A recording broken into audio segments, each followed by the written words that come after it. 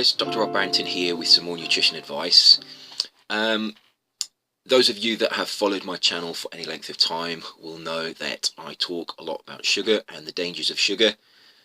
Sugar is obesogenic, which means that it causes weight gain, it leads to obesity, and it ultimately will cause the development of Western lifestyle diseases such as cardiovascular disease and type 2 diabetes. Now, when we refer to sugar, what we're really talking about is sucrose. Now, sucrose is chemically a disaccharide. It's made up of two monosaccharides, and those monosaccharides are glucose and fructose. They're bonded with a glycosidic bond. When we consume the sugar, that glycosidic bond is hydrolyzed, it's broken, and we absorb the glucose and we absorb the fructose.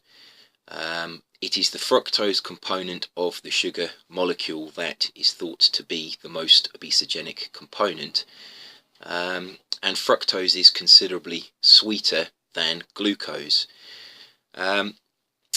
Sugars are very interesting nutritionally, and they're also interesting from a food manufacturer's point of view. They're interesting nutritionally for the reasons I've just explained. Nutritionally, they have effects on the physiology. Food manufacturers look at sugars in a very different way, and they look on sugars favourably because they know that sugars alter people's taste perceptions of foods. If you add sugar to any processed food, it will increase the palatability of that food.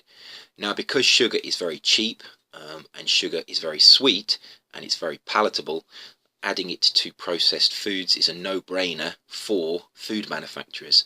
And what we tend to find is that over the course of the last 50 or 60 years, as more processed food has become available in our diet, as the cost of sugar has gone down, and for example, as sugar rationing ended after the war, more and more sugar has been pushed into our diet, and this has been beneficial for the food manufacturers, but it's been detrimental for the people that are consuming that food.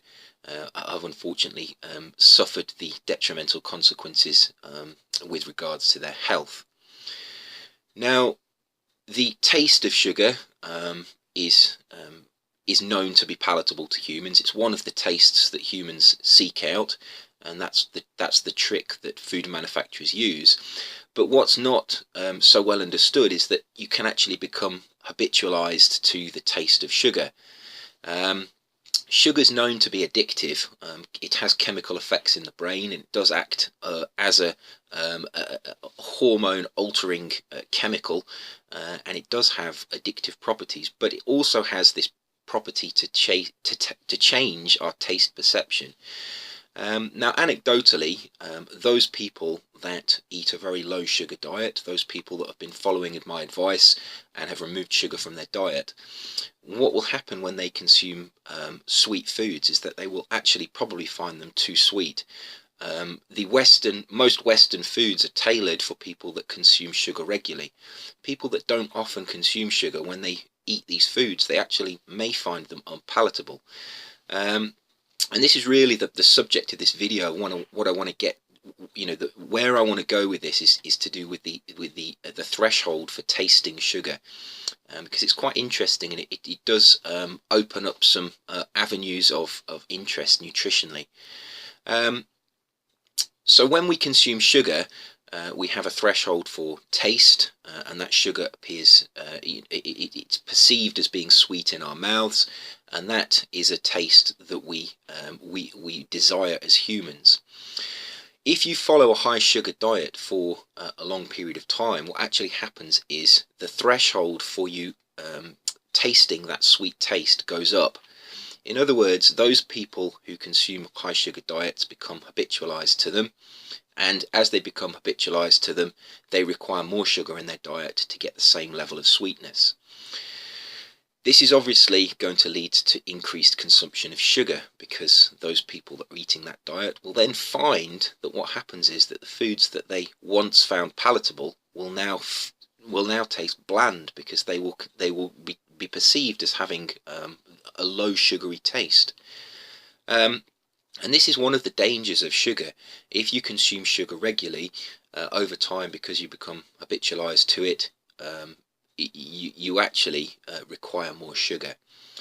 Now, this is anecdotally present in those people that cut sugar from their diet, and most nutritionists that work with people that have cut sugar out of their diet notice that they go through a change where they not only get their taste back for other foods, but what they tend to find is that when they go, if they, for example, they cheat and they go back to their old sugary foods, what they tend to find is actually they're repulsed by them because they're too sweet. They can't consume them because what they used to consume has now become too sweet, and it's now unpalatable because of the sweetness. And this is the changing threshold for sugar. And it's very interesting, and I came across a research paper that had actually looked into this to collect some empirical evidence that this happens, because anecdotally nutritionists have described this, but it's not very well described in the literature. And a group of researchers in 2016 have actually looked into this, and what they did is they took a group of individuals who were consuming a normal Western diet. They had no obvious disease. They were healthy. They were aged between about 20 and 60. So they were healthy, young to middle-aged people who were consuming a normal ad libitum Western diet.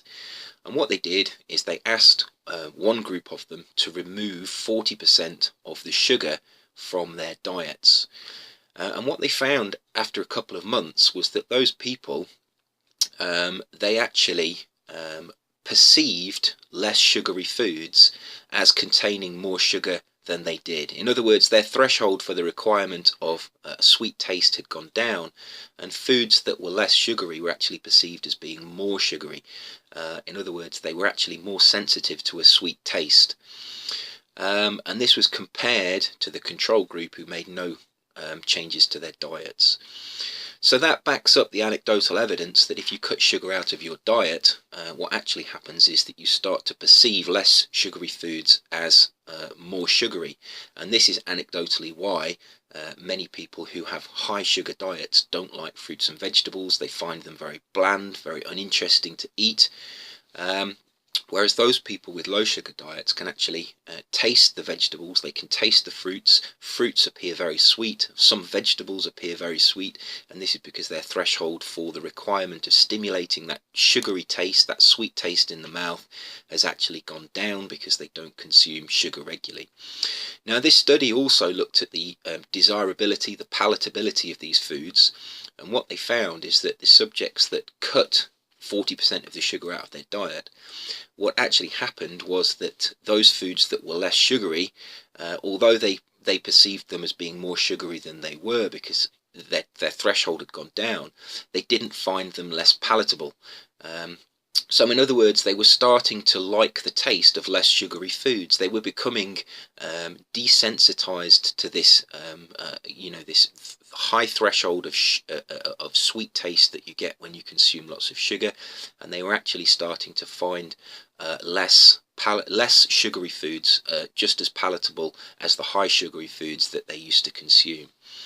So this is very interesting, because if we put this together with all of the other information about the Western diet and how sugar is obesogenic, and also with the evidence that sugar is actually physically addictive, and there are quite a few animal experiments that have looked at sucrose and sugar, and how sugar can actually alter the brain, alter the chemistry of the brain, and cause a physical addiction, and you can actually get withdrawal symptoms from sugar as well. If we put all this together, it makes sense. If you consume a high sugar diet, you consume Western foods, you become habituated to them, and you become used to them, and over time you actually require more sugar in order to be able to find that sweet taste. So I found this interesting, and I will put the link to the paper in the comments box below this video so you can have a look through it. It's a fairly simple read, and even if you just read the abstract, you can get quite a bit of information out of there. But I just wanted to throw this out there because it's one of those things that anecdotally, I think people know this. Those people that have analysed their diet and they've decided to consume less sugar because they realise it's a health risk, and they go to a high quality diet. What they find to start with is that a lot of the foods that they consume are quite dull, And when they first start a high quality diet, they find that a lot of the foods are quite tasteless, because they're still used to their high sugar threshold. They still have this high sugar threshold, and they still require this a high amount of sugar in order to be able to stimulate this sweet taste. But what happens over time is they actually start to become used to these less sugary foods, and their threshold for stimulating this sweet taste in the brain, this connection between your taste buds and your brain, it becomes more sensitive to the sweet molecules in your mouth, and therefore the very low amounts of sugars that are present in fruits and vegetables actually stimulate this pathway, and you actually start to perceive these what you originally thought were dull foods as actually being quite sweet. And most people that consume very high quality diets and don't eat vast amounts of sugar, you generally agree that that a lot of fruits are very sweet. If you give those fruits to people that are habituated to a Western diet, what you tend to find is that they think that the same foods are actually quite unpalatable, and actually quite quite dull, quite not, they don't perceive that sweet taste in the fruits.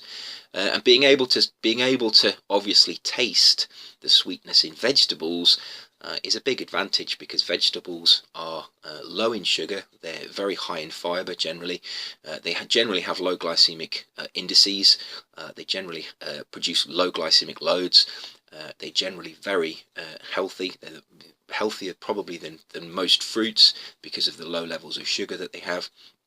And they tend to have a lot of phytonutrients as well. So if you can become used to consuming lots of vegetables and actually find them palatable, that is obviously going to be an advantage in order for you to stick to this high quality diet. Because once you decide to eat a high quality diet, you have to do it for life, and it's not much fun consuming foods that you don't find palatable.